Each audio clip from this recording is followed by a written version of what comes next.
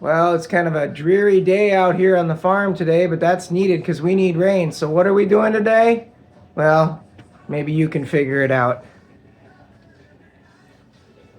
Pickles, pickles, pickles, pickles. Take some onions and some dill, a little garlic powder, a little pickle crisp, and we are going to make a lot of pickles.